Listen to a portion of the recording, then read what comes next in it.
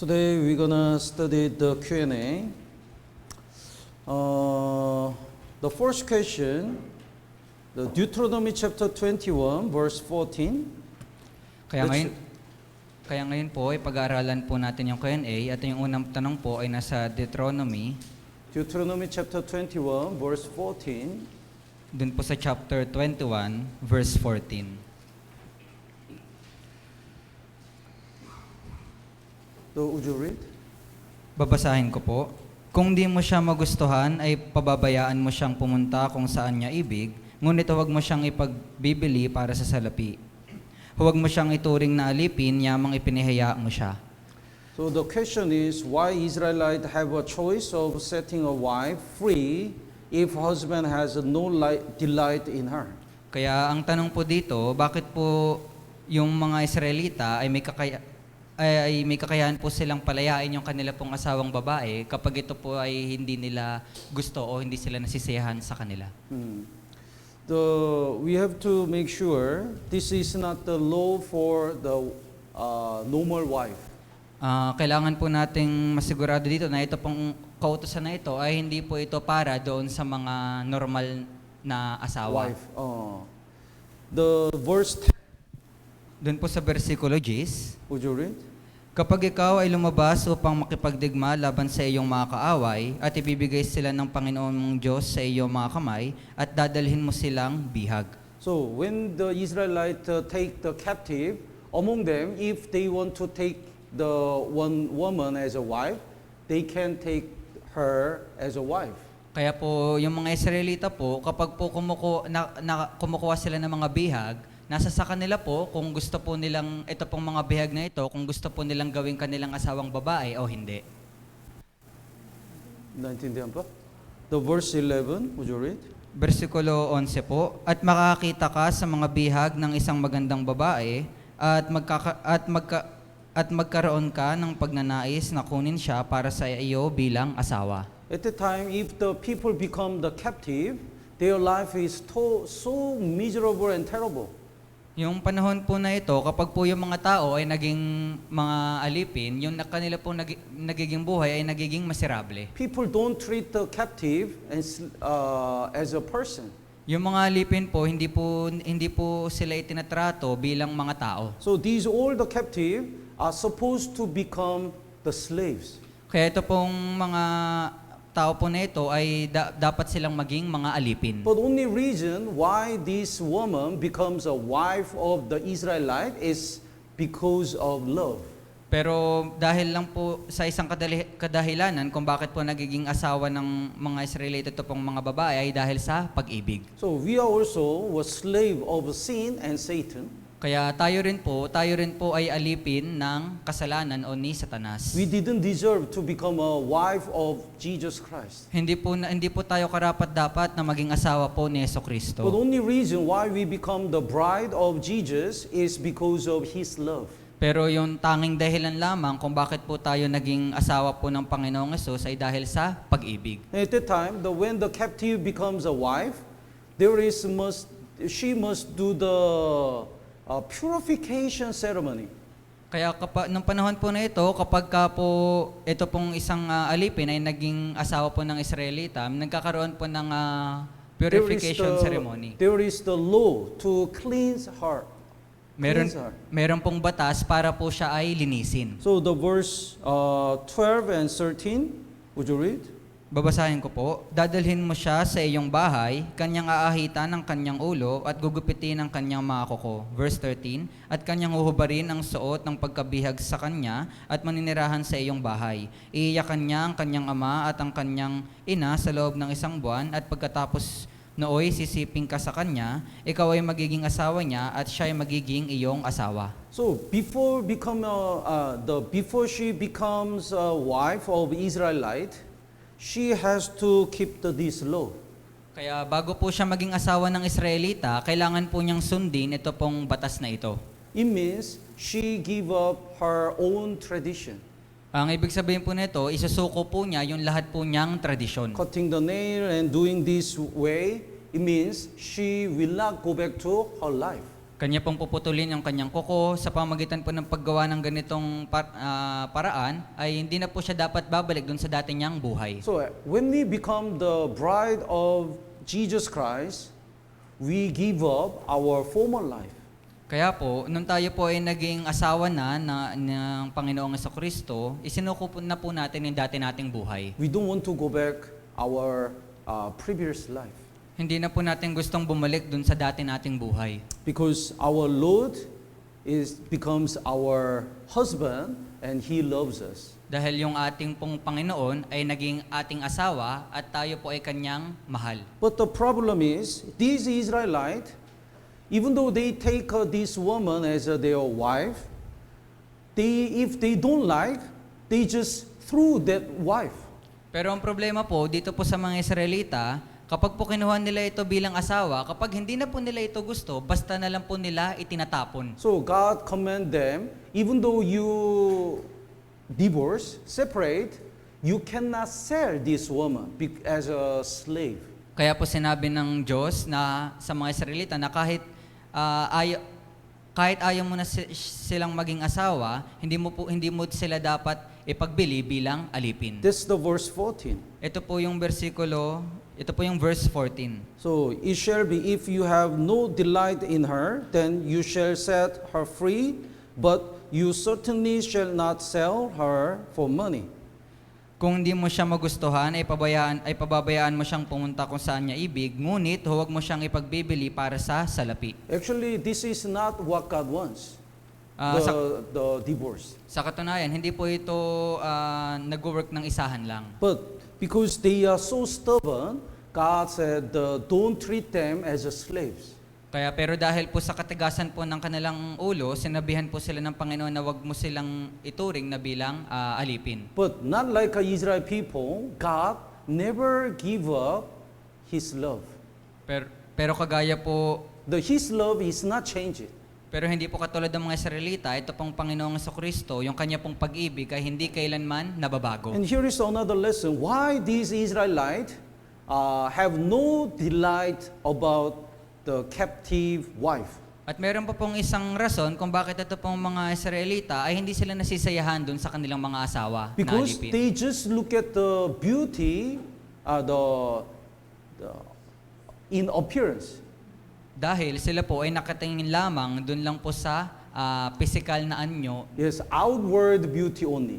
yung panglabas na kagandahan lamang po. So the verse 11, the problem is verse 11. Kaya ito po yung problema sa verse 11. You see among the captives a beautiful woman, and then the desire her and would take her for your wife. So they just look at the outward beauty. Kaya po sinabi, at makakita ka sa mga bihag na isang magandang babae at magkakaroon ka ng pagnanais na kunin siya para iyong asawa. Ibig sabihin, nakatingin lamang po sila dun po sa panlabas na anyo ng babae. That's why they are disappointed when they live together. Kaya nga po sobra silang nadidisappoint kapag ka po sila ay nagsasama na sa isang We tahanan. have many youth. So when you decide to get married, don't look at the appearance. Kaya marami po tayong kabataan dito ngayon, kaya pagka napagdesisyon niyo ng ikasal, wag po sana kayong tumingin sa mga physical na itsura lamang. His personality and his faith are more important than the appearance. Ang tignan po ninyo ay yung ugali at yung pananampalataya at hindi po yung physical na katawan. Let's look at the Proverbs chapter 31. Tignan po natin sa mga kawikaan, Kapitulo 31. Proverbs chapter 31, verse 30. Kawikaan, Kapitulo 31, versikulo 30. Would you read? Ang alindog ay madaya at ang ganda ay walang kabuluhan, ngunit ang babaeng natatakot sa Panginoon ay papupurihan. So physical beauty or charm is passing. Kaya po, yung physical na kagandahan o alindog, ito po ay lumilipas. The people getting old. Yung mga tao, tumatanda po sila. But a woman who fears the Lord, she shall be praised.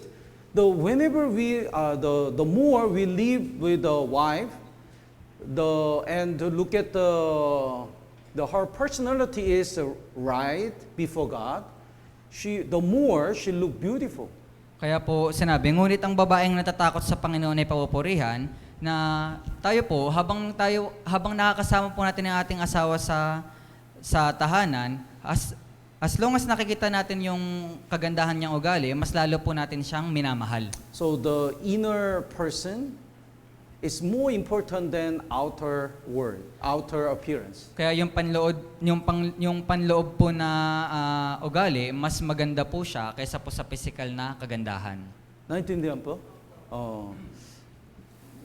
The number two, second question, in Judges chapter 11, why does the Jephthah's daughter need to bewail her virginity before her father fulfilled his vow of offering her?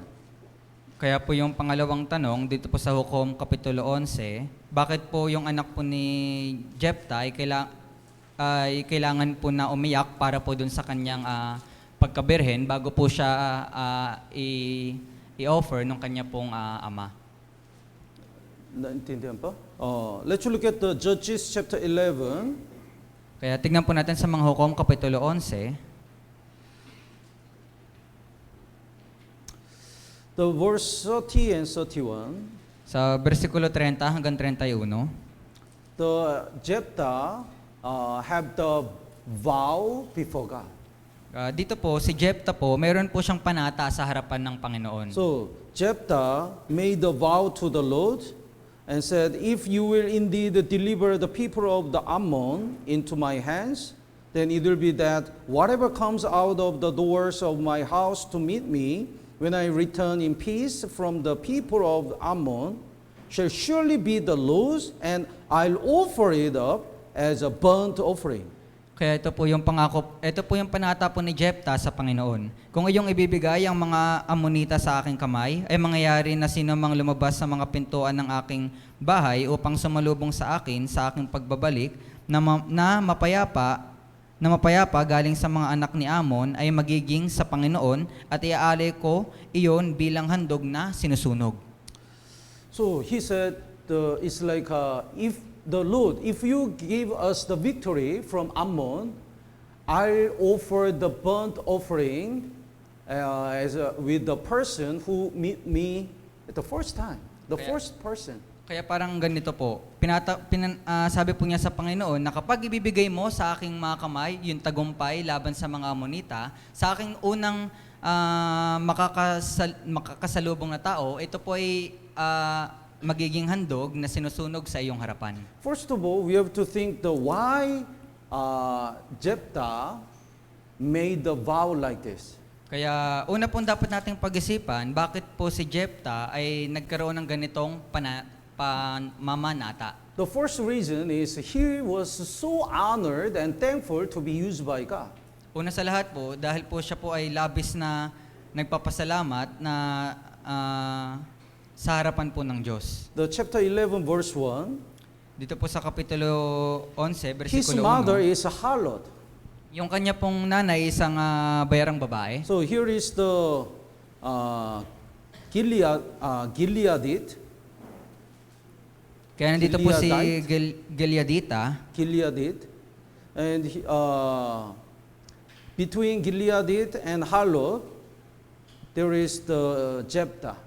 Sa pagitan po ni Gileadita at ng bayarang babae, meron po si Jephthah. Then the Gileadite other sons, when they grew up, they kick out the Jephthah.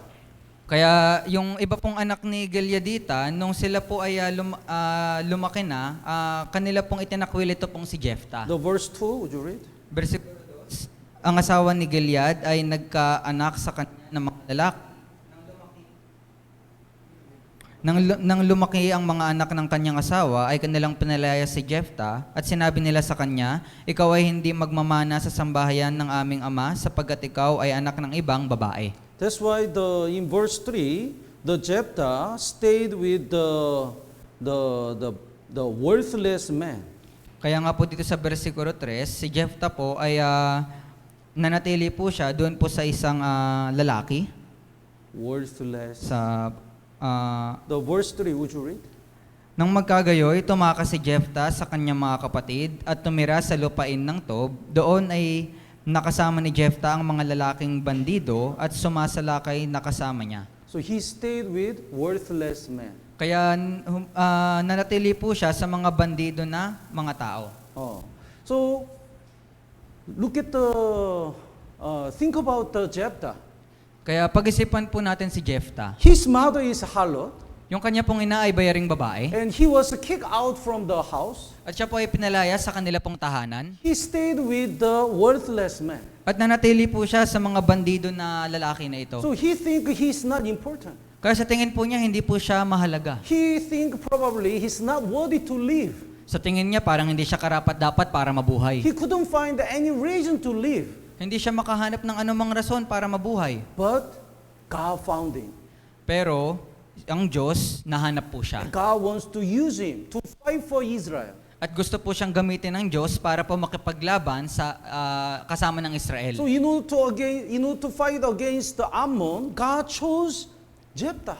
Kaya po makipaglaban yung mga Israelita sa Ammon, pinili po ng Diyos si Jephthah. That's why no matter what price he has to pay, he wants to get the victory. Kaya nga kahit ganong kalaki pang halaga yung dapat niyang bayaran, gustong-gusto po niyang makuha ito pong tagumpay. That's why he made the vow, Lord, if we can get the victory by offering the one person, I'll offer. Kaya nga nasabi po niya yung ganitong panata na, Panginoon, kung magkakamit kami ng tagumpay sa pamamagitan po ng isang tao na ihahandog sa iyo bilang handog na sinusunog, pakiusap. I'll offer. Ihahandog ko po ito. Naintindihan pa?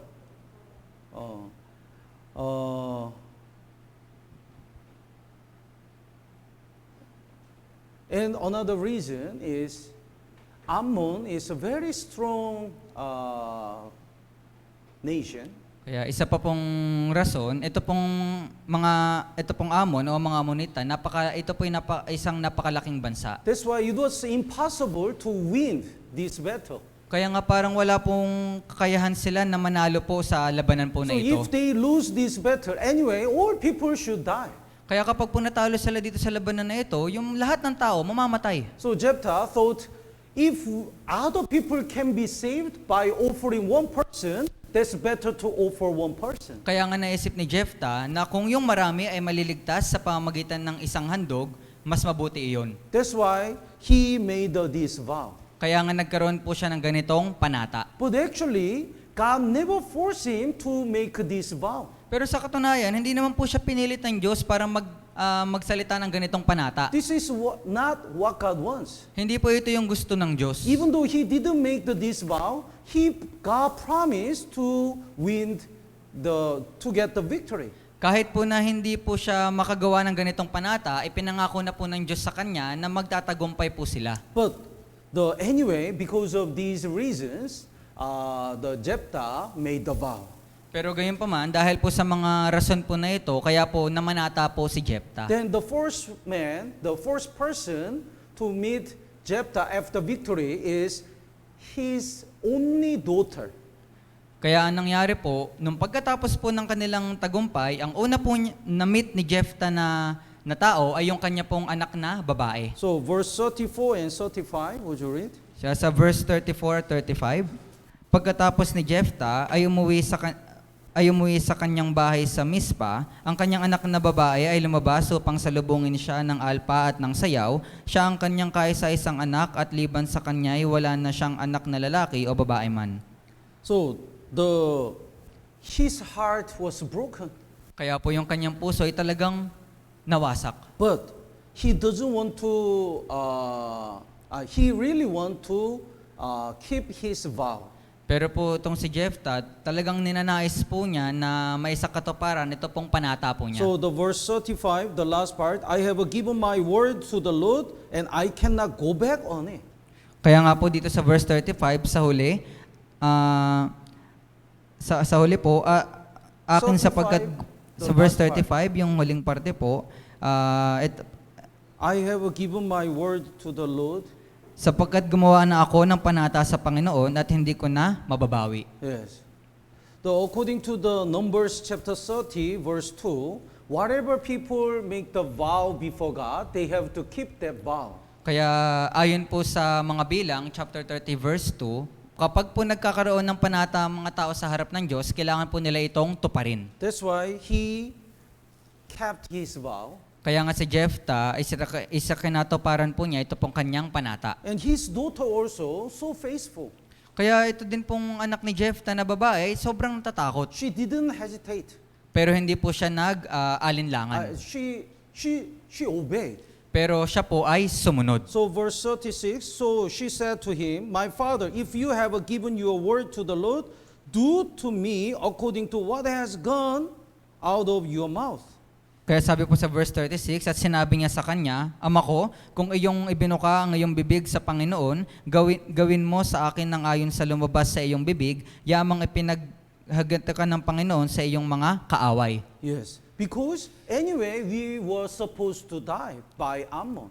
Kasi gayon pa man, dapat naman talaga tayo mamatay dahil sa mga Ammonita. But she was sad because she was a virgin. Pero sinabi niya kasi siya po ay birhen pa. Because she didn't, because by marriage, she can experience the lesson from God abundantly, but she just died as a virgin. That's why she didn't have the chance to learn that kind of lesson. Kasi po, kapag po siya po ay naikasal, marami po siyang matututunan na sagana mula po dun sa Panginoon, pero siya po ay namatay bilang isang birhen. Naintindihan po? So the husband and wife, when we get married, we learn the so many things, we realize the so many things, Bible verses. Kaya po kapag bilang pong mag-asawa, asawang lalaki at asawang babae, kapag po naikasal, mas marami po tayong matututunan na mga salita po ng Diyos. Adam and Eve, they are the shadow of the Christ and the church. Adam and Eve, Eva. Si Adan at Eva po, They are shadow of the Christ and church. sila po ay anino ni Kristo at ng church. And through the marriage life, we can learn how to obey God. At sa pamamagitan po ng marriage life, masigit po nating maunawaan kung paano po sumunod sa Diyos. And when we have the children, we can learn the relationship between God and His children. At kapag mayroon na po tayong mga anak, masigit po nating maintindihan yung relasyon ng Diyos at sa pagitan ng kanyang mga anak. But as a virgin, she has to die. That's why she doesn't have. She was sad because she couldn't learn this kind of lesson. Pero bilang birhen, kailangan na po niyang mamatay, kaya po siya ay nalulungkot dahil hindi na po niya matututunan yung ganitong klase ng mga aral. That's why she bewailed her virginity. Kaya nga po siya ay labis na tumangis para po doon sa kanyang pagkabirhen. Naintindihan po? Number 3, what's the meaning of Proverbs chapter 11 verse 22? Kaya po pangatlong tanong, ano pong kahulugan nito pong kawikaan, chapter 11? Chapter 11, Proverbs chapter 11 verse 22. Chapter 11, dun po sa verse 22 ng kawikaan. Basahin po natin ng sabay-sabay. 3, 2, 1. Huwag mong nakawan ng dukha sa Proverbs chapter 11 verse 22. Sorry po. Proverbs. Kawikaan, kapitulo 11, versikulo 22. Let's read it together. 3, 2, 1. Tulad ng isang singnaginto sa nguso ng baboy, gayon ng isang magandang babae na walang dunong.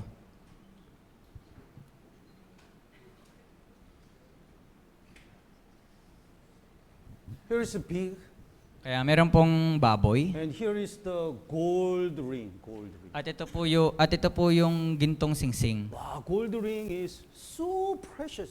Yung gintong singsing ay napakamahal. But this the baboy, is so dirty and ugly. Pero ito pong baboy ay napakarumi at pangit. So, it's unbalanced. Kaya ito po ay hindi balanse. We cannot match the golden rings with the dirty baboy. Hindi po natin pwedeng ipareha ito pong gold ring sa isang maruming baboy. And also, when the king wear the golden rings, it looks more precious. Pero kapag po yung isang hari ay nagsuot po siya ng gintong singsing, mas magmumukha po itong kaaya-aya. But when we put the golden rings in the nose of the baboy, it looks not precious. Pero kapag inilagay po natin itong gintong singsing sa ilong po ng baboy, hindi po siya magandang tignan. So the verse 22, Kaya po sa versikulo 22, so is a lovely woman who lacks discretion. This woman, just like a ring of gold in the baboy. kaya gayon ang isang magandang babae na walang dunong. So kaya ito pong babae ay para po siyang tulad sa baboy na merong pong ginto na singsing. In Tagalog version, swine's nose, the baboy? Yes Nose po. of baboy? Yes po. Oh, okay. The legs, discretion. What does it mean? Discretion. Kaya ito pong walang dunong, ano pong ibig sabihin nito kaya? Discretion. Walang dunong. Walang dunong. Walang tuno. Dunong. Walang dunong. Walang Dunong. dunong. Dunong? Walang dunong? It means the legs discretion means not careful. Kaya Walang dunong. Same meaning? yes po. Not careful Yes po. or no wisdom. No wisdom. The legs in English version, the legs, the lovely woman who lacks discretion is the not careful. Kaya po sa English version, ito pong babae na lack of discretion ay parang wala pong ingat. The no wisdom also same meaning eventually. Kayong wala pong kaalaman, parang parehas lang din po. So, lovely woman means appearance looks beautiful. Kaya yung kaibig-ibig na babae, ibig sabihin sa panlabas na nyo, mukhang mapayapa. But she doesn't have a wisdom and she is not careful. Pero wala po siyang kaalaman at hindi po siya nag-iingat. That's why it's unbalanced. Kaya not nga, matching. kaya nga po, ito po hindi balanse o hindi nararapat. The appearance, the outward beauty is not is useless. Yung panlabas po niya na kagandahan ay parang wala pong kabuluhan. So for example, if the man texted and calling and wants to make a date, then she should be careful not to be tempted. Kaya nga po halimbawa po kung isa pong lalaki ay She has to think it's dangerous. kailangan pong isipin po ng babae na kapag mayroon pong lumalapit sa kanyang lalaki, kailangan niyang isipin na ito po ay delikado. She should be careful Kailangan po niyang mag-ingat. because it's dangerous. Kasi delikado po iyon. But she doesn't have a wisdom.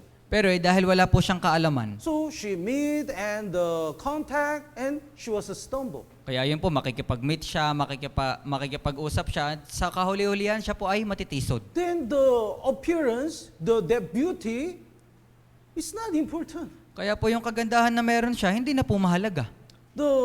She's not careful about the sexual sins and the other Christian life, then even though she looks beautiful, she doesn't look beautiful. Kaya kung hindi po siya maingat pagdating sa sexual na kasalanan o sa kanyang buhay Kristiyano, kahit na pamaganda siya, hindi po siya nagmumukhang maganda. It's just like the rings, golden rings, even though it looks gold, even though it is golden rings, when it put in the nose of the pig, it doesn't look beautiful.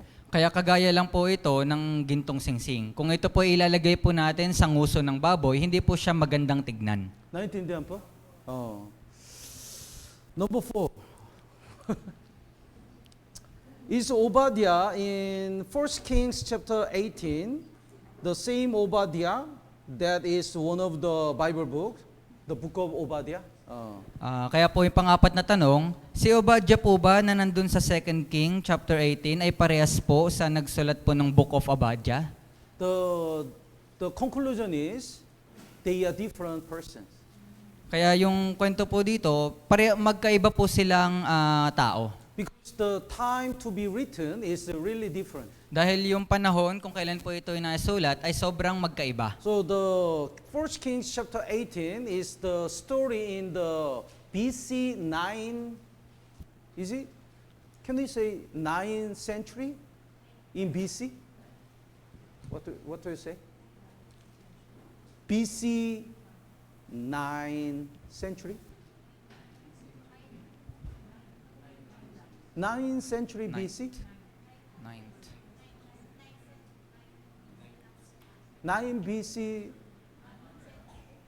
century. Different concept? 9th century BC.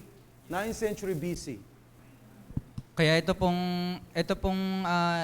pong ikalawang hari kapitulo 18, naisulat po ito noon pong 9th century BC. But Book of Obadiah is talking about the story in the 6th century BC. Pero ito pong aklat po ni Obadiah ay pumapatungkol po ito sa panahon ng 6th century BC. Oh, so they are so different persons.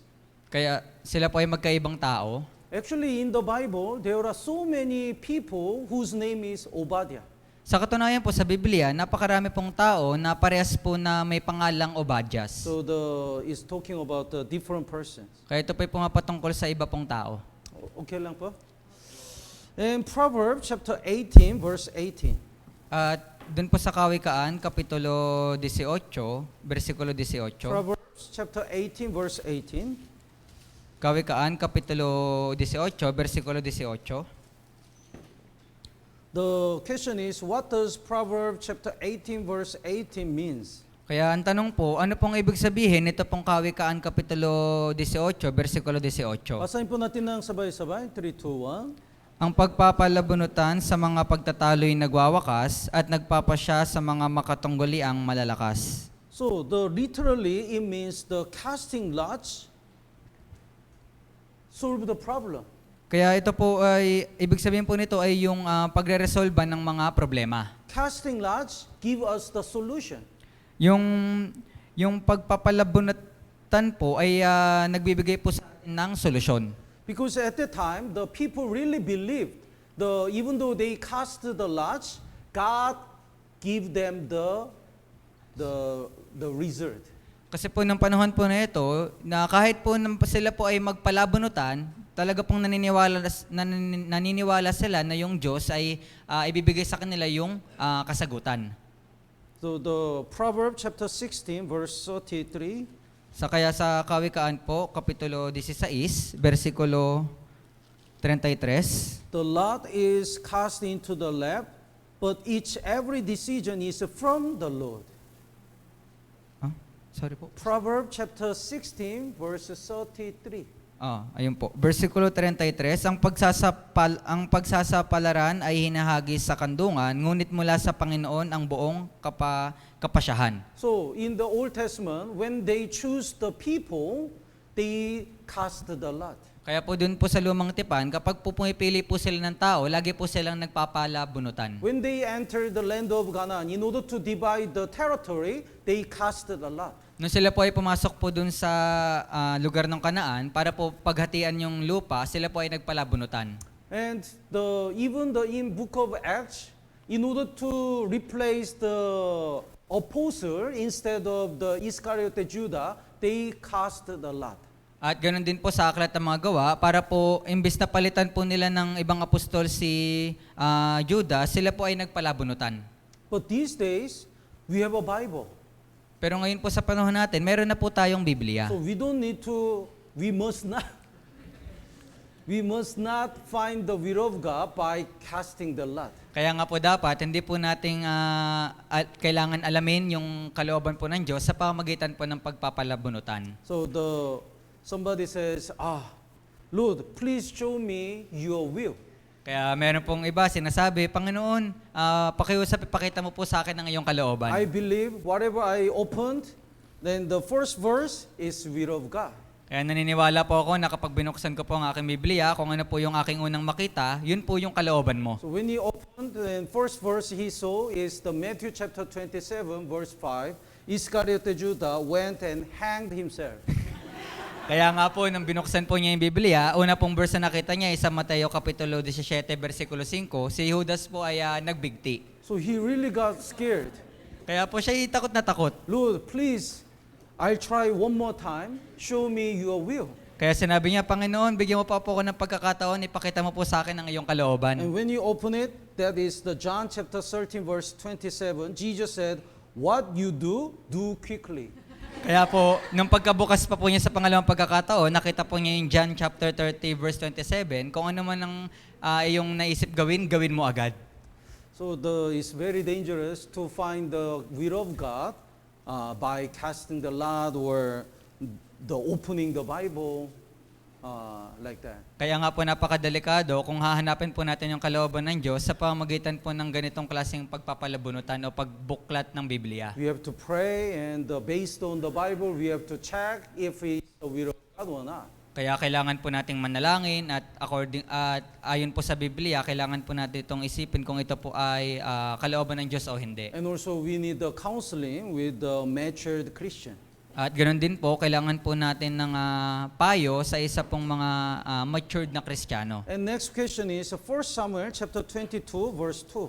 Kaya po, panganim na question ay sa unang Samuel, 1 Samuel chapter 22 verse 2. versikulo 22 po, kapitulo 22, versikulo 2 ng unang Samuel. 1 Samuel chapter 22 verse 2. Unang Samuel, kapitulo 22, versikulo 2. The question is what the spiritual meaning of 1 Samuel chapter 22 verse 2? Kaya ang tanong po, ano pong spiritual na kahulugan nito pong unang Samuel, kapitulo 22, versikulo 2? The verse 1 and 2, would you read? Umalis si David doon at tumakas patungo sa Yungib Adulam. Nang mabalitaan iyon ng kanyang mga kapatid at ng sambahayan ng kanyang ama, kanilang pinuntahan siya roon. Verse 2, bawat nagdadalamhati, bawat may utang, bawat hindi nagsisiyahan at nagtitipon sa kanya, at siya'y naging punong kawal nila, at nagkaroon siya ng may 400 tauhan. So at that time, the Saul wanted to kill David. Kaya ito pong mga panahon na ito, si Saul gusto po niyang patayin si David. So David ran away and stayed in the wilderness and wandered many places. Kaya po si David ay tumakas po at nanatili po siya sa ilang na lugar at nakadiscover po siya ng maraming mga lugar. At the time, the verse 2, everyone who was in distress, everyone who was in debt, everyone who was discontent gathered to David. Kaya nung panahon po na ito, dun po sa versikulo 2, bawat nagdadalamhati, bawat may utang, at bawat hindi na sisayahan ay nagtipon-tipon dun po kay David. Actually, Saul didn't have any suffering in his life. Sa katunayan po si Saul, wala po siyang mga kahirapan sa kanya pong buhay. He became a king, then until he died, he was a king. Siya po ay naging hari at hanggang sa siya'y namatay, siya po ay hari pa rin. But David was a shepherd. Pero po si David, siya po ay isang pastol. Then he had a lot of suffering. At si David po, napakarami po niyang mga kahirapan. Even until he becomes a king of Israel, he suffered a lot. Kahit hanggang sa naging hari na po siya ng Israel, siya po ay nahirapan pa rin ng lubos. Then what do you think? Who can understand these poor people more? Kaya ano po sa tingin nyo, sino kaya yung higit na makakaunawa sa mga mahirap na tao na ito? David. When these people approached the Saul couldn't understand their difficulties. Kaya kung ito po mga tao na ito, lalapit po sila kay Saul, hindi po maintindihan ni Saul yung kahirapan po nila. Actually, David is the shadow of Christ, Jesus Christ, and also born-again Christian. Sa katunayan po, si David po ay anino po ng Panginoong Jesucristo at ng mga Kristiyano. If God just stayed in heaven, He cannot understand our difficulties. Kung yung Diyos ay nanatili lang doon po sa langit, hindi niya po maunawaan yung ating sitwasyon. But He came to this world as a form of man. Pero nagpunta po siya dito sa sanlibutan ito bilang anyo ng tao. That's why he really understands how much we are painful and tired and suffering. Kaya nga labis po niyang naunawaan kung gaano tayo nasasaktan, kung gaano tayo napapagod, at kung gaano tayo nahihirapan. Hebrew chapter 4, Sa Hebreo, Kapitulo 4, Hebrew chapter 4, verse 15. Hebreo, Kapitulo 4, versikulo 15. Hebrew chapter 4, verse 15. Hebreo, Kapitulo 4, versikulo 15. Would you read? Sapagkat tayo'y mayroong isang pinakapunong pari na marunong makiramay sa ating mga kahinaan, isa na tinukso sa lahat ng mga paraan, gaya rin naman natin, gayon may walang kasalanan. So our high priest, Jesus Christ, really sympathize our weakness. Kaya nga po yung Panginoong Jesucristo, talagang naintindihan po niya yung ating pong kahinaan. Because he really experienced our life. Kasi talaga pong lubos niyang naranasan yung ating pong buhay. Among brothers and sisters, who can understand others more? Sa mga brothers and sisters po, sino kaya yung higit na nakakaunawa? Those who experience difficulties. Sila po na nakakaranas ng mga kahirapan. There was a funny story in Korea. Kaya meron po isang nakakatawang kwento sa Korea. In the long time ago, there is the time for all people, the most people, not to have any food, anything to eat. Kaya nung unang panahon po, meron pong mga karamihan na mga tao na wala po silang anumang makain. So that time, when the others shared that difficult time, they shared they said we don't have the rice. We didn't have a rice. That's why we ate the root of the tree and caught some insects and ate. They said like that.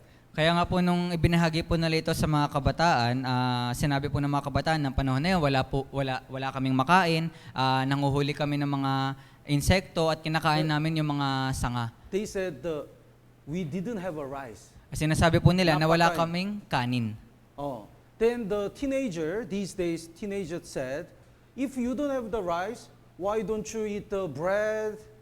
Why don't you eat the noodle? At sinabi naman po ng mga kabataan na ito na nasa bagong panahon na, sinabi nila, kung wala kayong kanin, ba't hindi kayo kumain ng tinapay o ng noodles? You understand?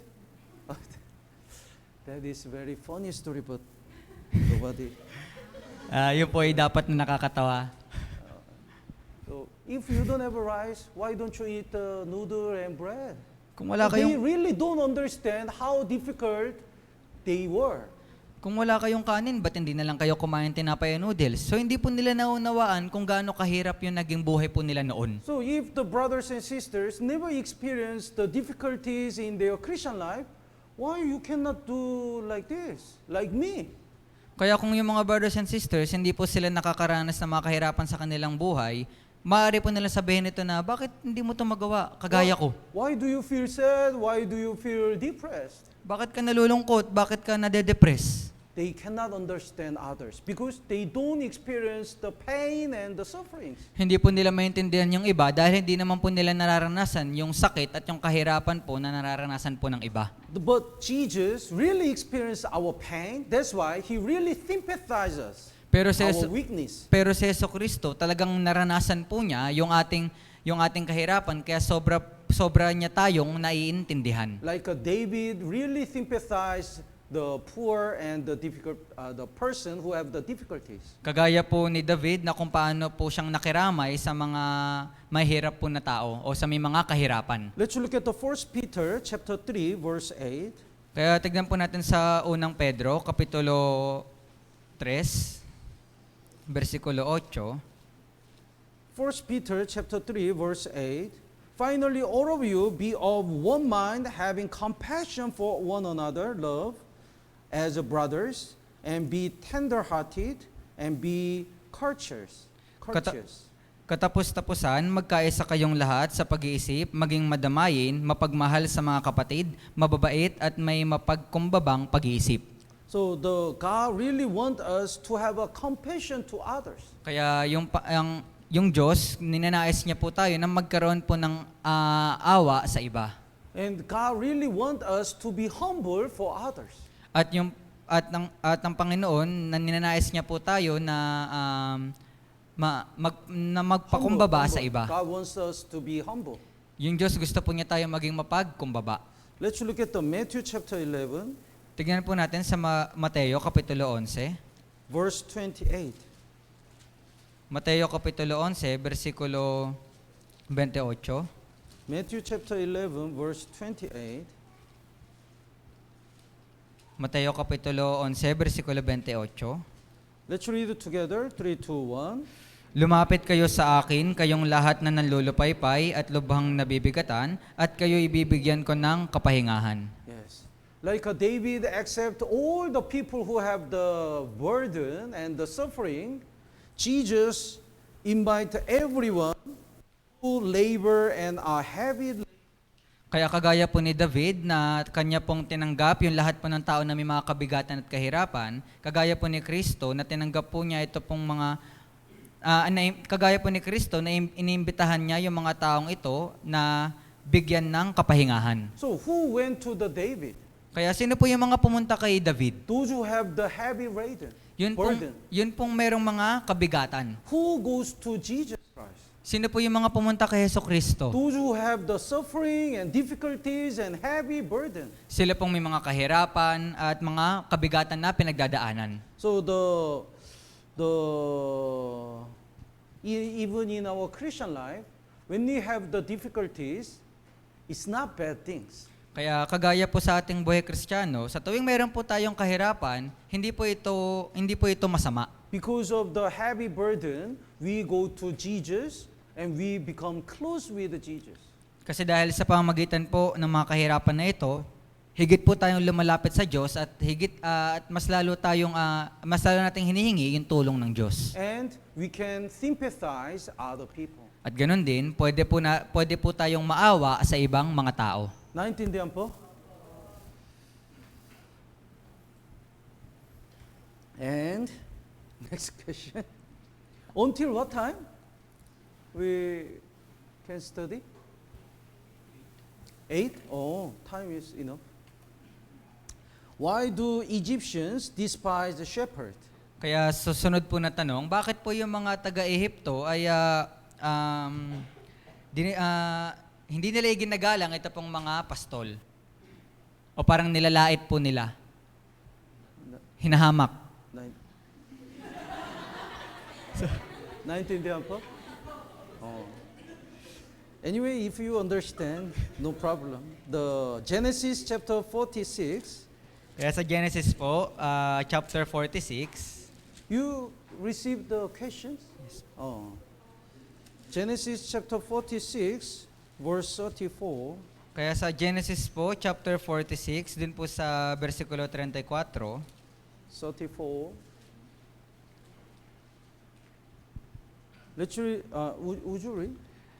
Ayon yung sasabihin ng iyong mga lingkod ay naging tagapag-alaga ng hayop mula sa aming pagkabata hanggang sa ngayon, kami at ang aming mga ninuno upang kayo'y patirahin sa lupain ng Goshen, sapagkat bawat pastol ay kasuklam-suklam sa mga Ehipsyo. These days, in the province, there is a rice field, right? Sa panahon po natin ngayon, di ba sa mga probinsya mayroon pong mga palayan? But in the ancient time, the rice field, having the rice field, and the farmer is the high-ranking person. Pero nung unang panahon po, kapag po pag po merong palayan yung isang tao, sila po ay nasa mataas na posisyon. Because people gathered around the rice field.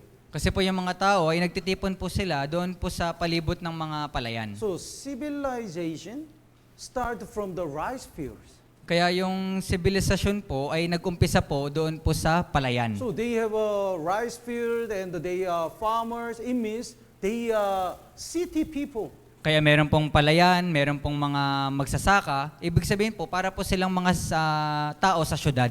But what about the shepherd? Pero paano naman po yung mga pastol? They don't have a farmer.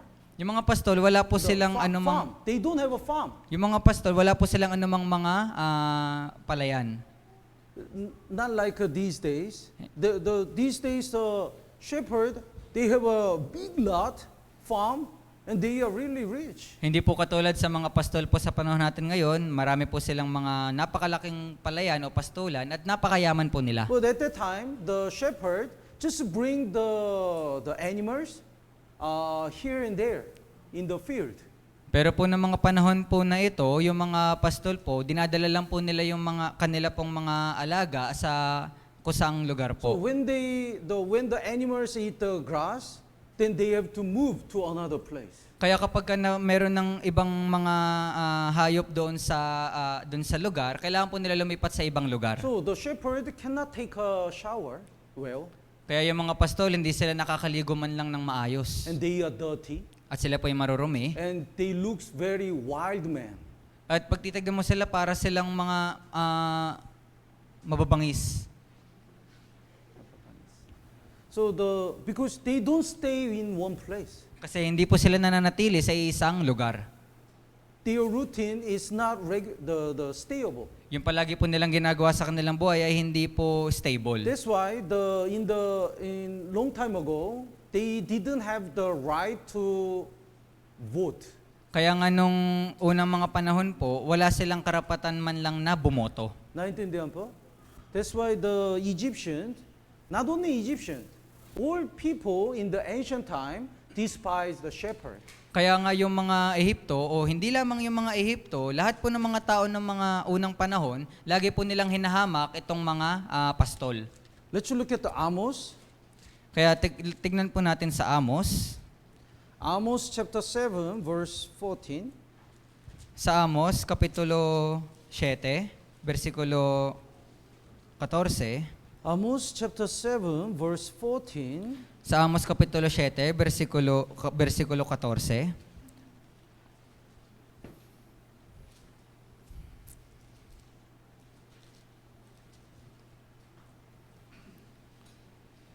Here is prophet Amos. He introduced himself. Kaya nandito po si Propeta Amos at ipinakilala po niya yung kanyang sarili. Would you read? Nang magkagayoy sumagot si Amos kay Amasias, ako'y hindi propeta o anak man ng propeta, kundi ako'y pastol at manggagawa sa mga puno ng sikomoro. Yes. So he introduced, I'm a shepherd and the tender of sycamore tree, sycamore fruit. Kaya pinakilala po niya yung kanyang sarili po ng ganito, ako'y pastol at manggagawa sa mga puno ng sikomoro. If you understand the background, that is very, we can learn the very deep lesson. Kaya kung yung iba po naintindihan yung background po nito, maaari po nating matutunan yung mas malalim pang kahulugan. Here is a shepherd, Kaya ito po yung pastol, and he has many animals. at marami po siyang mga alagang hayop. Then, in order to feed them, he moved so many places. Kaya para mapakain po nila sila, kailangan po niyang pumunta sa iba't ibang mga lugar. Because he doesn't want his animals to die. Dahil hindi po niya gusto na yung kanya pong mga alaga ay mamatay. But there is a winter season, Pero meron pong taglamig. and no grass at all. Wala pong anumang mga damo. Then there is only one choice. At meron lang pong isang paraan. Here is the city, and around the city there is a rice field. Kaya meron po ditong isang syudad at sa palibot po ng syudad na ito, merong mga palayan. And after harvest, there is the, what do you call? The root or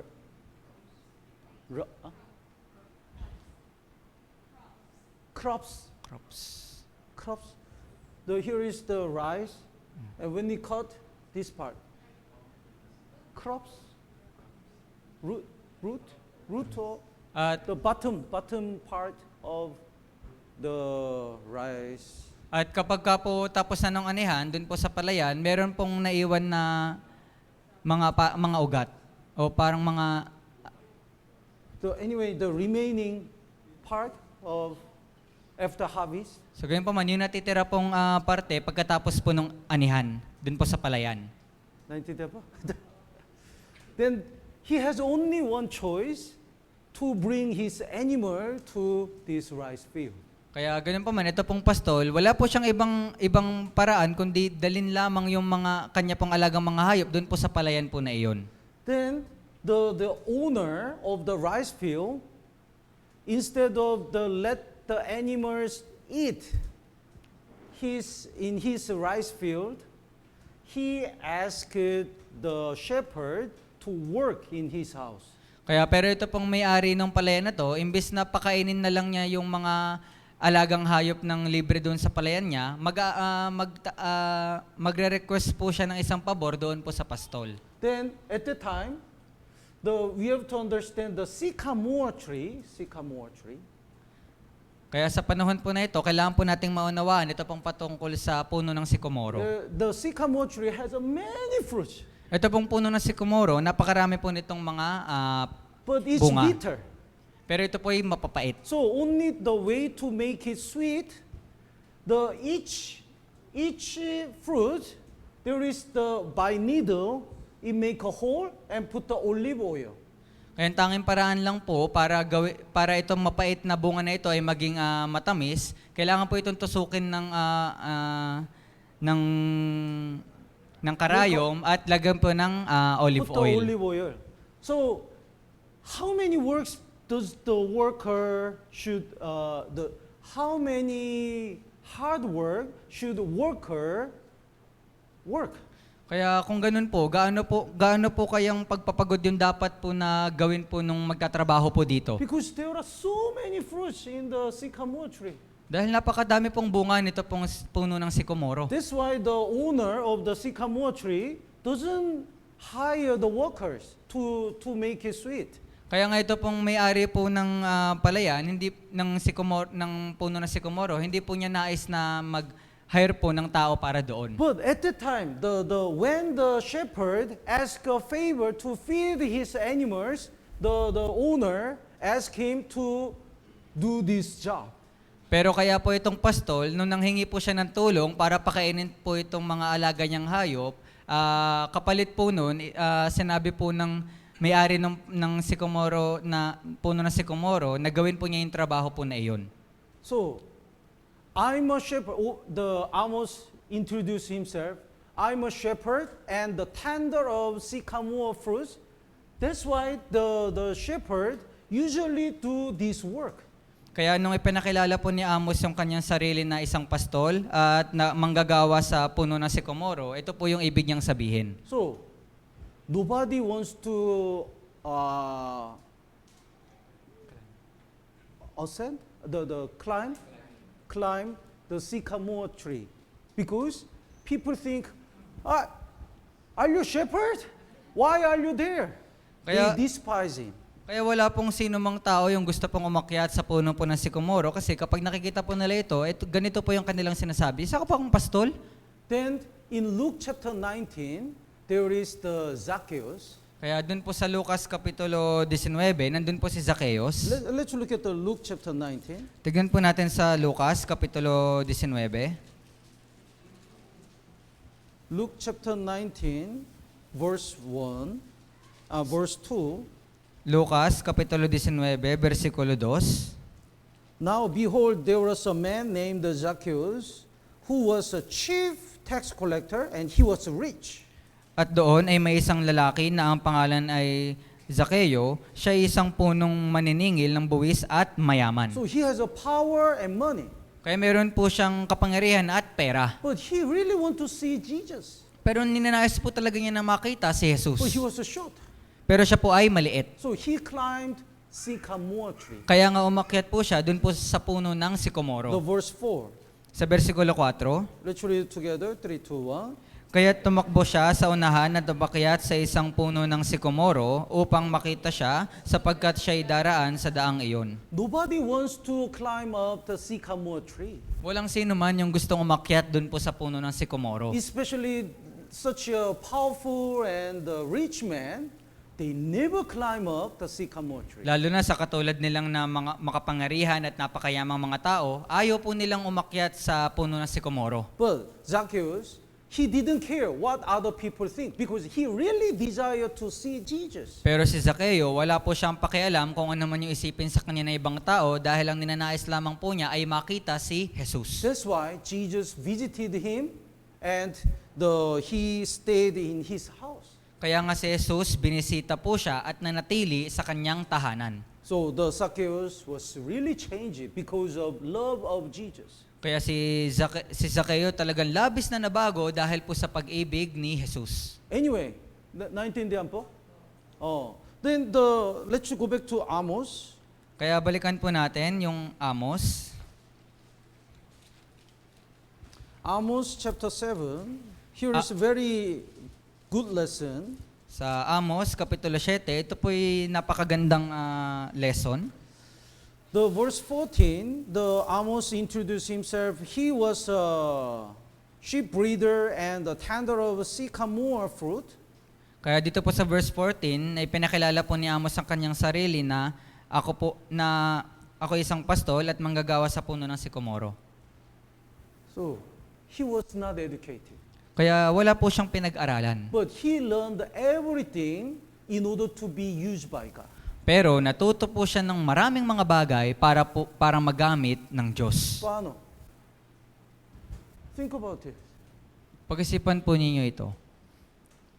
He was ready to sacrifice everything to feed his animals. Tignan niyo po ito. Siya po ay handa na gawin lahat para lang po mapakain ito pong kanyang mga alagang hayop. Even though the owner despised him, he did everything. He humbled himself only for animals. Kahit na yung may-ari, hinahamak siya, pero siya, labis po siya nagpakumbaba para sa kanyang alagang mga hayop. Even though he didn't work, even though he didn't want to see the mocking of the master, the owner, he did because he wants to save his animals during winter season. Kahit na ayaw niyang magtrabaho dito sa may-ari ng palayan, ay talagang ginawa po niya para lang mailigtas itong mga alaga niyang hayop sa panahon ng taglamig.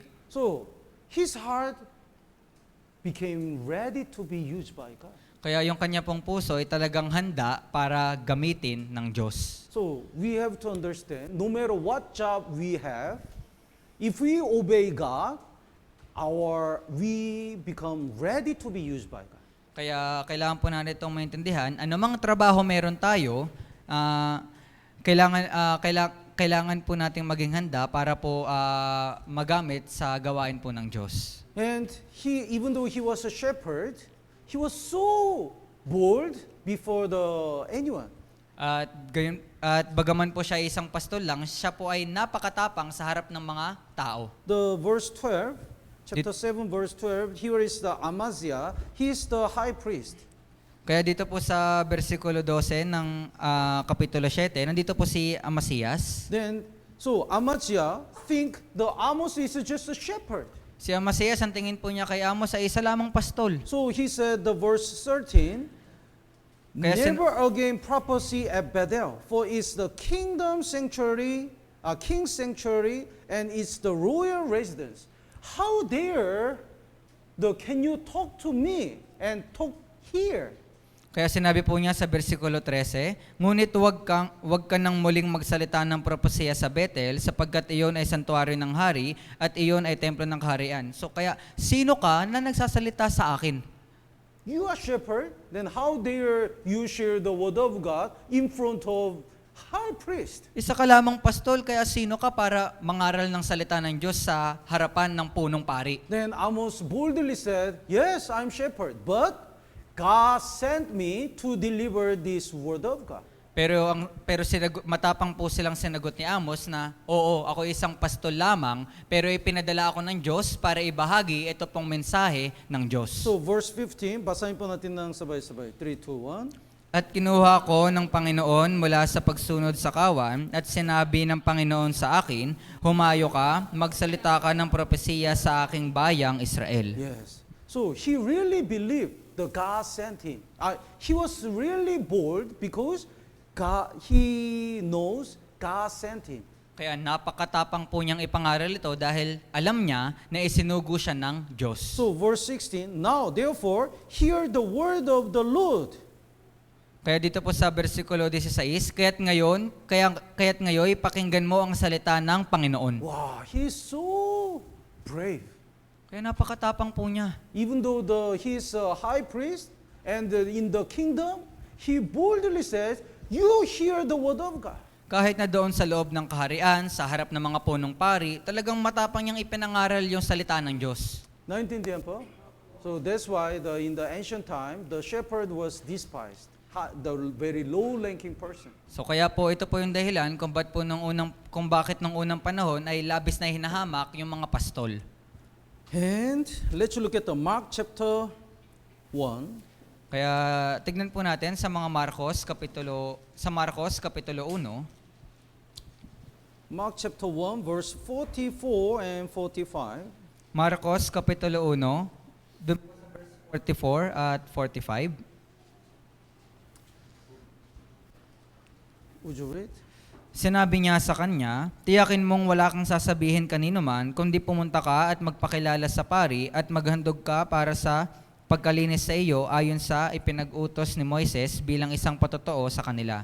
Verse 45, ngunit siya umalis at nagsimulang magsalita ng malaya tungkol dito at ikinalat ang balita, kaya't hindi na hayagang makapasok si Jesus sa bayan, kundi nanatili siya sa mga ilang na lugar at pinuntahan siya ng mga tao mula sa lahat ng panig.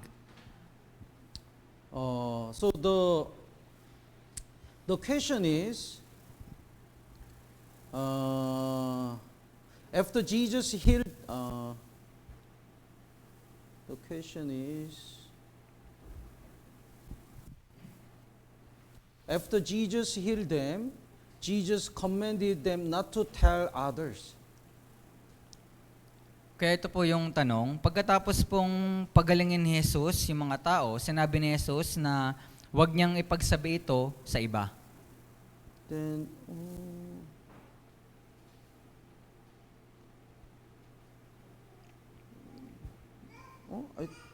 the question is deleted.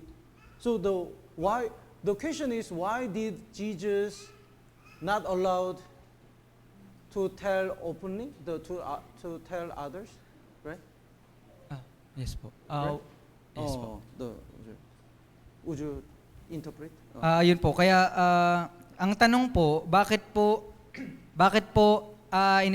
iniutos po ni Jesus na bakit hindi nila pwedeng ipahayag yung ginawa sa kanila ni Jesus. Yes, the verse 44, see that you say nothing to anyone, right?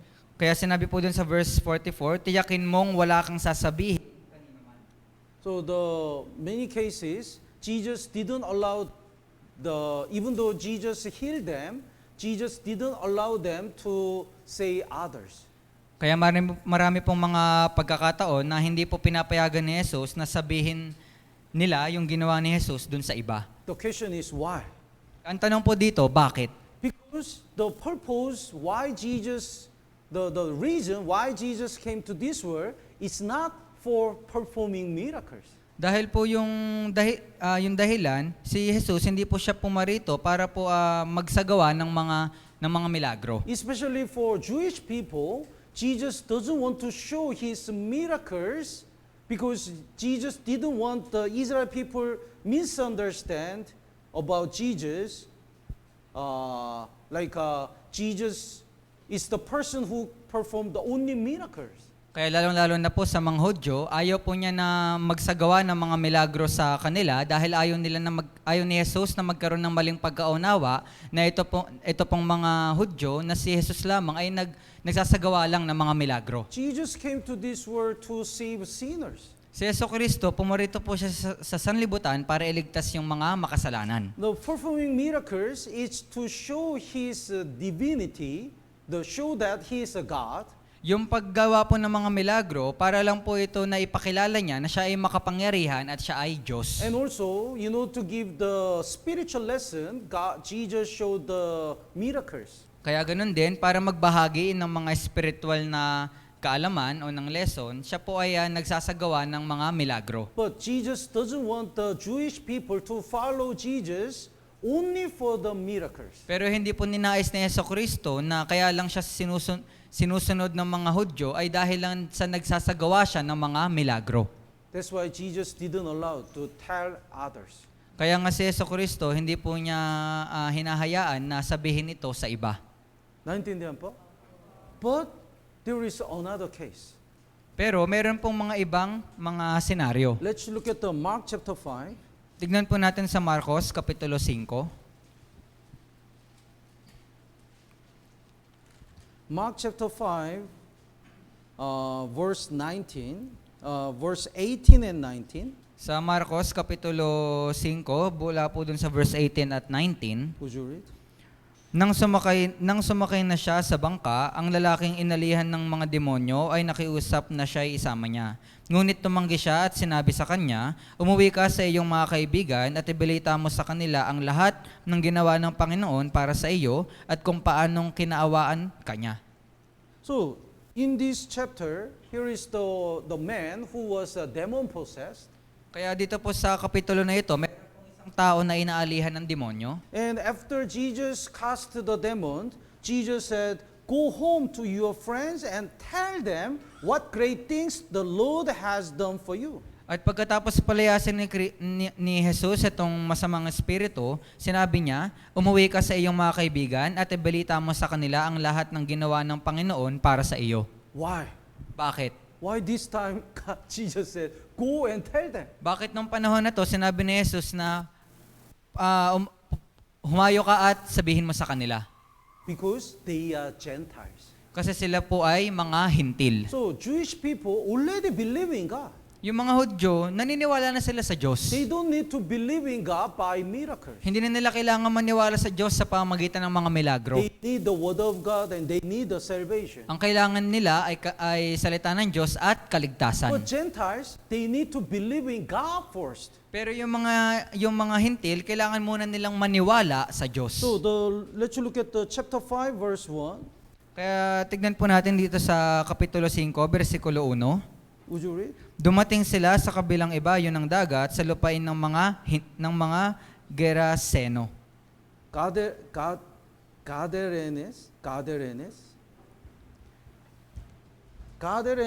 area is, here is the Israel, and here is Galilee Lake, and Jordan River, and Dead Sea. Galilee Lake is really big, so it's called the sea. It's also called the sea. Kaya ito pong lugar ng Geraseno, ito yung Israel, ito yung Here is Galilee Lake, ito yung Galilee Lake, Jordan River, at ito yung Jordan River, Dead Sea. at ito yung Dead Sea. The Galilee Lake is really big. Ito pong Galilee Lake ay napakalaki. So Galilee Lake is also called the sea. Ito pong Galilee Lake ay tinatawag din na dagat. So they came to the other side of the sea. So it's the Galilee Lake. Kaya dito po, dumating sila sa kabilang ibayo ng dagat. Ang ibig sabihin nito ay yung Galilee Lake. To the country of the Gadarenes. Doon po sa lupain ng mga Geraseno. So here is the Gentile land. Kaya mula dito, ito yung mga lugar ng mga hintil. Naintindihan po? So they don't even believe God. Kaya hindi sila naniniwala po sa Diyos. So like what God did in the history of Israel in the Old Testament, by performing the miracles, God showed who is true God. Exactly same thing. Kaya kagaya po dun sa lumang tipan, kung paano pong yung Diyos ay nagsagawa ng milagro, ay ganun din po yung ginawa nila sa panahon po na ito. So by miracles, Jesus taught to the Gentiles who is true God. Kaya sa pamagitan po ng mga milagro na ito, tinuruan ni Jesus ito pong mga hintil kung sino yung totoong Diyos. Naintindihan po? But to Jewish people, who already believe in God, they don't need they don't need to believe in God by miracles. Kaya para po sa mga Hudyo, hindi na po nila kailangan nitong milagro para maniwala sila sa Diyos dahil naniniwala na sila sa Diyos. And next question, what should we do if the invitees are very noisy during Bible seminar? Should I tell them to be quiet and listen? If they continue to talk and not listen, it is okay to tell them to go outside? Kaya ito yung sunod na tanong. Kung sa isa bang Bible seminar merong maingay at hindi nakikinig, kung sila ba ay maingay, dapat ko ba silang sabihan na umalis na lang? This is very important. Kaya ito po ay napakahalaga. During the Bible seminar, if there are some people who don't listen at all, it's better to let them move their seat. Kaya sa tuwing pong mayroong Bible seminar, kung mayroon pong mga tao na hindi naman interesadong makinig, mas maigi na ilipat na lang sila ng ibang upuan. Actually, they can talk slightly, talk something. Sa katunayan, maaari po silang magsalita ng anumang bagay. But if they talk loudly and they don't listen at all and they disturb others, it's better to let them move or let them be quiet first. And if they keep talking, it's better to move them to the behind. Pero kung ito pong mga ganitong klaseng tao patuloy na nag-iingay lang at nakaka-distract sa iba, mas maigi na una, pagsabihan sila na tumahimik, ngunit kung hindi sila tatahimik, mas maigi na ilipat sila sa bandang likuran. Because of them, even other people who want to get salvation cannot get salvation. Kasi po dahil sa kanila, kahit na ibang mga tao gustong maligtas, hindi sila maligtas dahil sa kanila. So I ask the leaders to control these kind of people. Kaya nga nagsabi ako sa mga leaders na kontrolin yung ganitong klaseng mga sitwasyon. Sometimes when I conduct a Bible seminar, some people in the front, they don't even look at me. Kaya minsan kapag nagdadaos ng Bible seminar si pastor, yung mga tao doon sa harapan, hindi man lamang siya tinitignan. And they keep talking and they keep playing with others. Kaya patuloy lang sila nagsasalita at naglalaro man sa mga katabi nila. And they make fun of the word of God. At ginagawa po nilang katatawanan yung salita ng Diyos. They laugh and joke. Tumatawa sila, nagbibiro. It means they don't deserve to listen the word of God. Ibig sabihin nito, hindi sila karapat-dapat para makinig ng salita ng Diyos. We have to know the gospel is for everyone, but gospel is not for everyone. Kailangan po natin maintindihan na yung ebanghelyo ay para po sa lahat, pero yung ebanghelyo ay Hindi para sa hindi lahat. para sa lahat. Naintindihan po? Gospel is for everyone, Yung ebanghelyo para po ito sa lahat, but gospel is not for everyone. pero yung ebanghelyo hindi para sa lahat. Let's look at the Matthew chapter 7. Kaya tignan po natin sa Mateo kapitulo 7, verse 6. sa bersikulo 6. Matthew chapter 7, verse 6. Sa Mateo kapitulo 7, bersikulo 6. Do not give what is holy to the dogs, nor cast your purse before swine. Huwag ninyong ibigay sa mga aso ang mga banal na bagay at huwag kayong magtapon ng inyong mga perlas sa harap ng mga baboy. The holiness is really precious. Yung kabanalan, napakahalaga po nito. And pearls are so precious. At yung perlas, ganun din, napakahalaga. But when you throw these things to the dogs or pig, they don't know their value. Pero kung itatapon po natin ito sa mga aso, sa mga baboy, hindi nila alam yung halaga nito. That's why the last part, lest they trample them under their feet and turn and tear you in pieces. Kaya nga sa huling parte, baka yurakan nila ang mga ito ng kanilang mga paa at pagbalingan kayo at lapain. So for these kind of people, they don't deserve to listen the gospel. Kaya sa ganitong klaseng mga tao, hindi sila karapat-dapat para makinig ng salita ng Diyos. So Pilato asked what's the truth to Jesus. Si Pilato, nagtanong siya kung ano yung katotohanan kay Jesus. But Jesus didn't answer. Pero si Jesus hindi siya sumagot, di ba? Because he didn't deserve to listen the truth. Dahil si Pilato, hindi siya karapat-dapat para mapakinggan yung katotohanan. But we don't know who is ready, who is not ready. Pero gayon pa man, hindi natin alam kung sino yung handa at kung sino yung hindi handa. That's why we invite everyone. Kaya iniimbitahan po natin lahat. But during the Bible seminar, if the God reveals they are not interested and they don't deserve to listen the gospel, we kindly, not aggressively, why? Don't do like this, but very kindly and humbly, would you be quiet because you disturb others? Pero habang We need to ask. pero habang merong Bible seminar, inilalantad po ng Diyos yung mga tao na hindi naman interesado talaga na makinig. Kaya po sa parte natin, kailangan natin silang pagsabihan ng maayos na pwede ba tumahimik ka muna? But if they keep talking, it's better to ask them to move their seat. Pero kahit na sinabihan na natin sila at patuloy pa rin silang nagsasalita o nag-iingay, kailangan po natin silang ilipat sa ibang mga upuan. Actually, the not only leaders but also the inviters should control their invitees. Kaya hindi lamang ito para sa mga leader, kundi ganun din sa mga nag-imbita, kailangan nilang kontrolin yung kanila pong mga inimbitahan. Even babies. Kahit yung mga sanggol. Don't misunderstand, Sister Anna. Meron po tayong sanggol pero wag po kayong mamali ng intindi. I'm talking about the Bible seminar. Pinag-uusapan po natin yung patungkol sa Bible seminar. During the Bible seminar, we don't control the babies and the baby work here and there and run. Then nobody touch. Sa tuwing mayroong Bible seminar, yung mga baby, hindi po natin sila makontrol. Nagpupunta sila dito, tumatakbo dito. Wala pong sino mga humahawak. Mother doesn't care and nobody cares. Yung nanay, wala siyang pake. Ganun din, wala din pake yung iba. It's not right. Hindi po yun tama. I try to hold the baby, but baby cried. Then who can care? So I called the one leader. Bring her to outside. Sinubukan kong kargahin yung bata pero umiiyak. So ano pong dapat gawin nung mga leader? Kailangan po nila itong bitbitin at dalhin sa labas. When our brothers and sisters gathered, even though they cry sometimes, we can understand somewhat.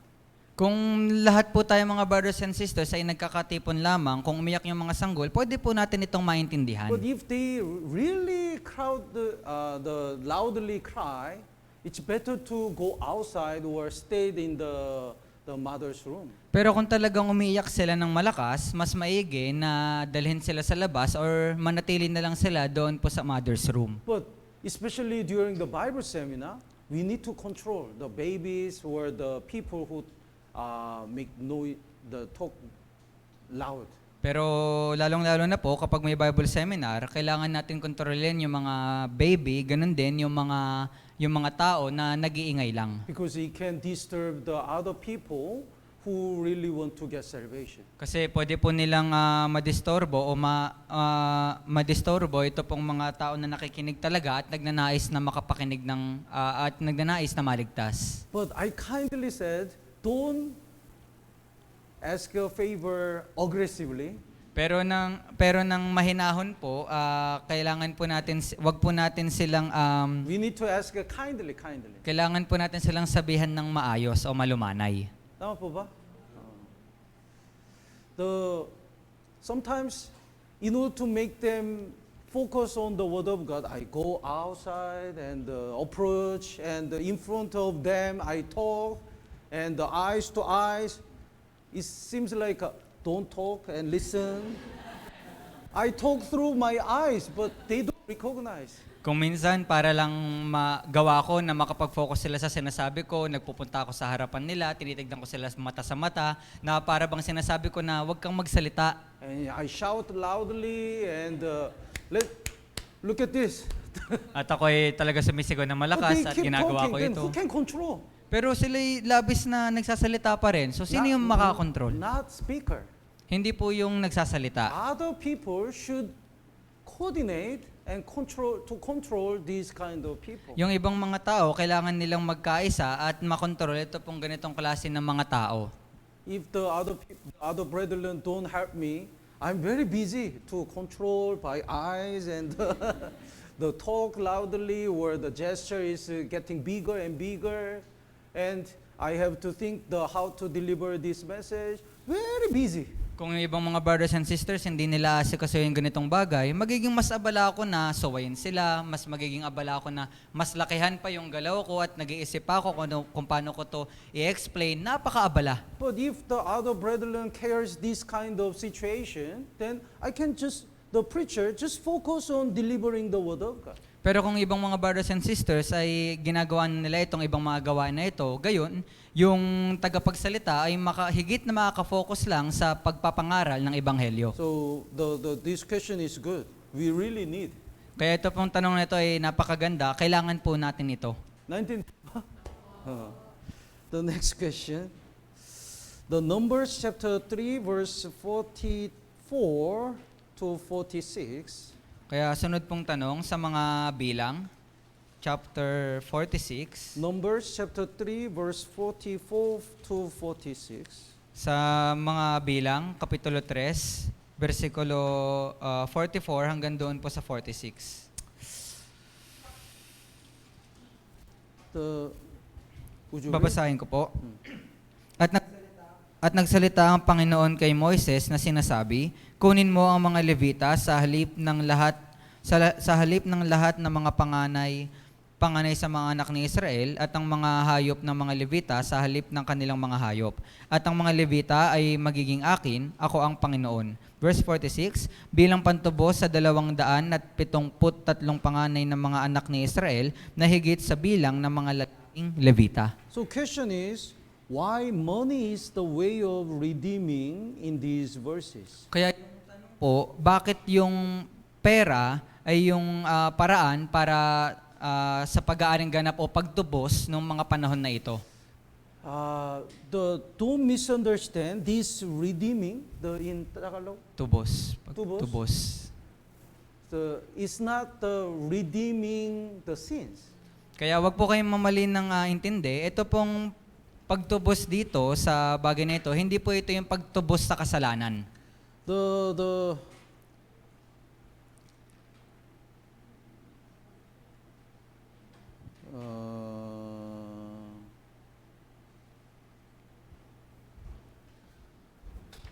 I'll explain.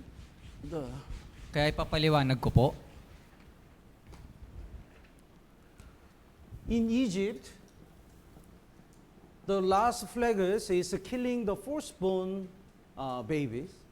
Kaya doon po sa Ehipto, meron pong sakit doon na pumatay doon sa mga panganay na anak. So at the time, Israelite also should lose their firstborn babies. Yung mga panahon po na ito, yung mga Israelita, kailangan din na mamatay yung kanilang mga panganay na anak. God saved them. That's why all the firstborn babies belong to God.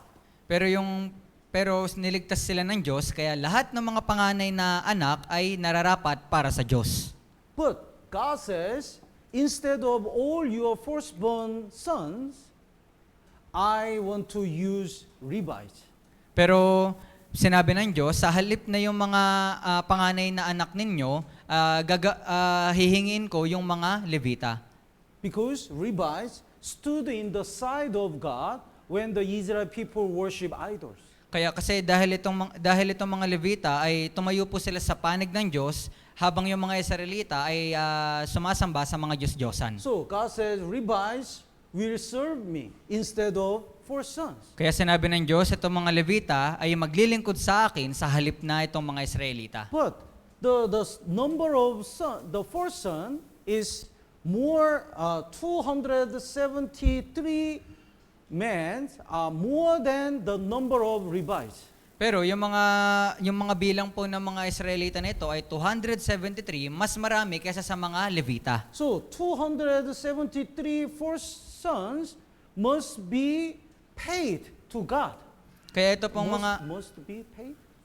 So the Israel should pay the price of 273 first sons to God. Kaya itong mga Israelita, kailangan po nilang bayaran yung halaga ng 273 na mga panganay na anak doon sa Diyos. 나인틴데요 po? Because all the four sons must belong to God. But instead of this number, God chose Levites. So 273 more Israel should pay the price of 273 sons more. Kasi dapat itong 273 na mga panganay na anak dapat sa Diyos. Kaya itong halaga ng 273 na panganay na anak, kailangan nila itong ibayad sa Diyos. So God said, each one you paid 5 shekel. So you redeemed these people. Kaya bawat isa, kailangan nilang magbayad ng ganitong salapi para matubos itong mga tao na ito. So that's the Numbers chapter 3 says. Kaya ito yung kahulugan o sinasabi nung mga bilang kapitulo 3. The Numbers chapter 3 verse 5 and 6. Kaya sa mga bilang kapitulo 3, versikulo 5 at 6. Would you read?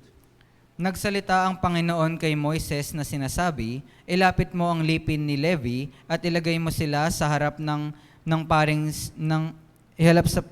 iharap ng paring si Aaron upang sila'y maglingkod sa kanya. So God chose the Levites. Kaya ito, yung Panginoon, pinili po niya itong mga Levita. The verse 9, would you read?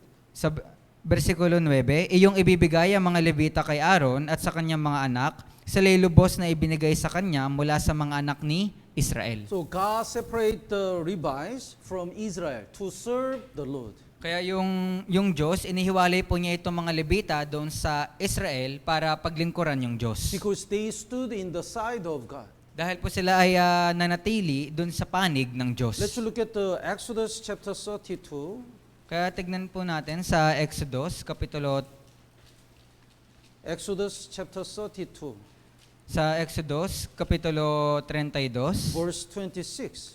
mula doon sa The versikulo 25 and 26, 26. versikulo 25 hanggang 26. Would you read?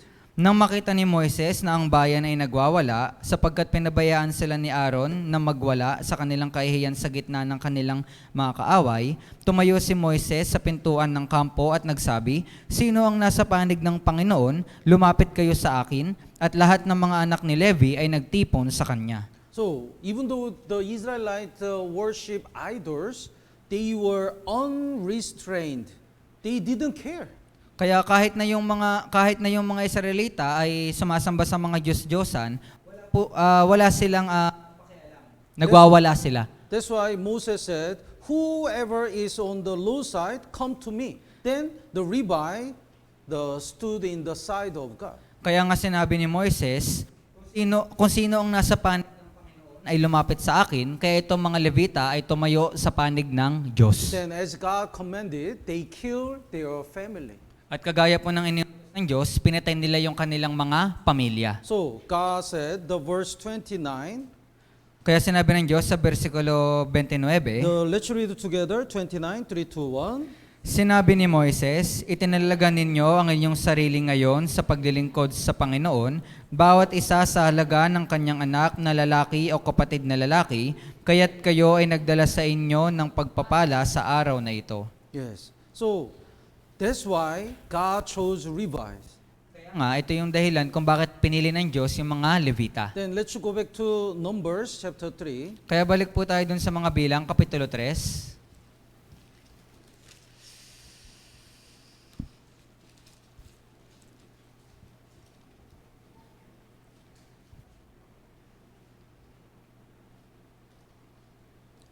God command the Israelite, God command to count all the four sons. Kaya iniutos po ng Diyos sa mga Israelita na bilangin itong mga panganay na anak. The verse 40. Sa verse 40, Would you read? at sinabi ng Panginoon kay Moises, bilangin mo ang lahat ng mga lalaking panganay sa mga anak ni Israel mula sa isang buwang gulang pataas at kunin mo ang kanilang bilang ng ayon sa kanilang mga pangalan. Then 273 are more than the number of Levi. Kaya ito po, sila ay 273 na higit pa sa bilang ng mga Levita. Verse 46. Dito po sa verse Would 46, you read?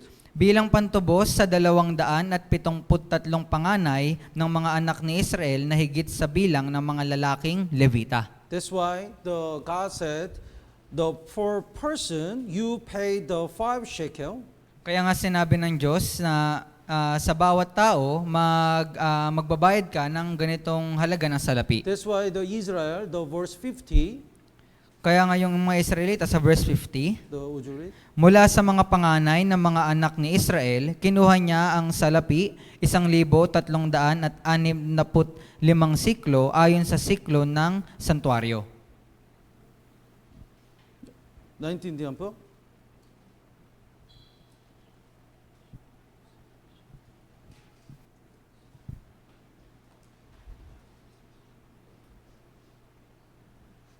The 200? So 365. Kaya ito po yung bilang, 1,365. The Israel people offered this shekel. Ito yung Instead of 273 first son of children. ito yung halaga ng siklo na ibinayad nila sa halip na yung 273 na mga panganay na anak na Hudyo. 19 diyan po. So it's not redeeming the sins. Kaya ito po hindi pa tungkol sa pagtubos sa kasalanan. Here is very important lesson. Ito yung napakahalagang lesson po dito. God is very accurate. Yung Diyos ay talagang lagi siyang sakto. Exacto. God exactly count how many sons you have and you have to pay. Because they already belong to God. Yung Diyos, alam na alam niya yung mga bilang ng mga anak mo at dahil sila ay nararapat sa Diyos. So, God already know who gets salvation. God already counted. Kaya yung Diyos, ganun din, alam na ng Diyos kung sino yung mga maliligtas. Binilang na ito ng Diyos. So, in book of Daniel, God checked the weight of people's life. Kaya dun po sa aklat ng Daniel, yung binilang na ng Diyos yung timbang ng mga buhay ng tao. So, God count our steps. God count the number of our hairs. Kaya yung Diyos, binibilang niya yung bawat hakbang natin, ganun din yung mga buhok natin. And even though they belong to God, if they are not offered, God asks to offer. At ganun din, na kung kahit na sila ay para sa Diyos, ngayon kung ayaw nila itong ibigay sa Diyos, magsasalita yung Diyos na, ibigay mo ito. Because God already counted. Dahil That yung- is mine. Dahil yung Diyos, nabilang niya na ito at ito ay akin. What about tithe? Paano naman po yung mga tithes? God count how much we earned money. Yung Diyos, binibilang niya kung gaano halaga yung nakukuha natin. Then everything belongs to God, and God check our offering, tithe. Kaya lahat po ay para sa Diyos at ganun din, yung Diyos ay lagi niyang sinusuri yung ating mga ikapu. So God will say, when I count, the 5 shekel missing. Kaya pagka binilang ng Diyos, ito pwede nga sabihin na bakit may nawawalang 5 siklo? So when I count, 273 are more than the Levi. Nung binilang ko, bakit itong 273 mas marami pa kaysa sa mga Levita? So as God exactly count the number of first children, God will exactly count our Christian life. Kaya kung paanong binilang ng Diyos ng eksakto, itong mga panganay na anak, ganun din bibilangin ng Diyos ng eksakto yung ating buhay Kristiyano. Naintindihan po?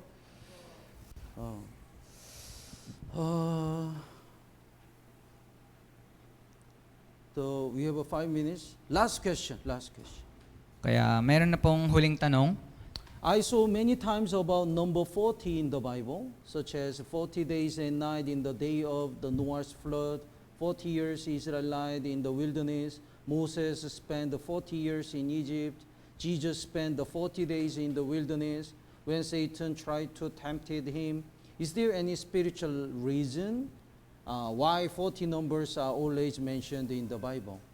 Ang dami ko pong palaging nakikita, ito yung tanong, palagi ko nakikita itong number 40 dito po sa Biblia. Kagaya lang nung 40 days do 40 days night doon po sa daong ni Noe, ganun din sa 40 days ng mga Israelita doon sa ilang, ganun din na naghirap si Moises 40 days na nanatili si Moises doon sa Egypt. Kaya ano pong meaning nung 40 sa Biblia?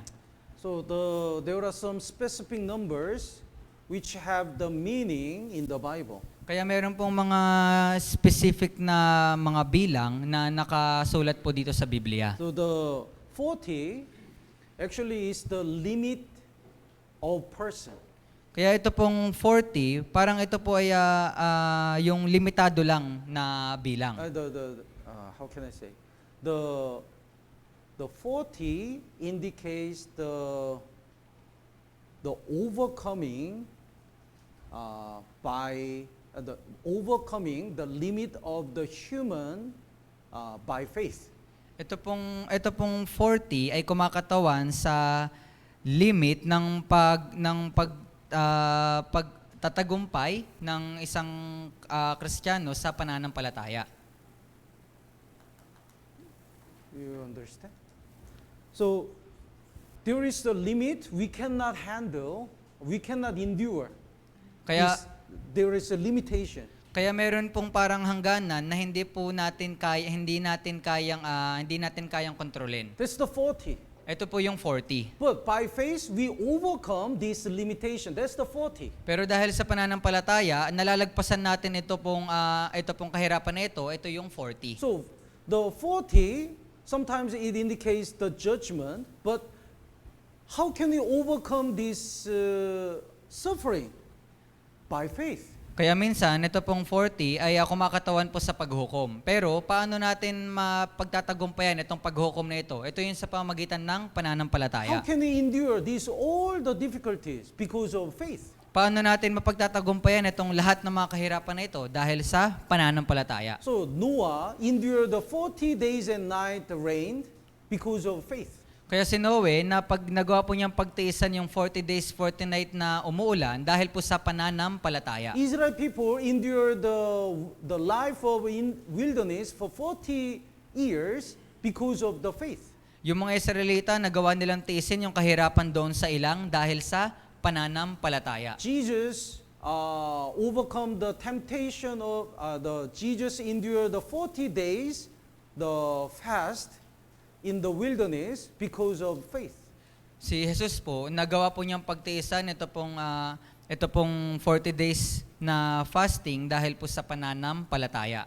So, the most of cases indicates the 40 indicates the people overcome the difficulties by faith. Kaya karamihan sa mga senaryo na ibig sabihin nitong 40 ay yung mga tao na na-overcome nila yung bagay ng may pananampalataya. Naintindihan po? Okay. The questions are very nice. Yung mga tanong po ay napakaganda. Let's pray together. Pray. Let's pray together. Kaya tayo pong lahat ay manalangin.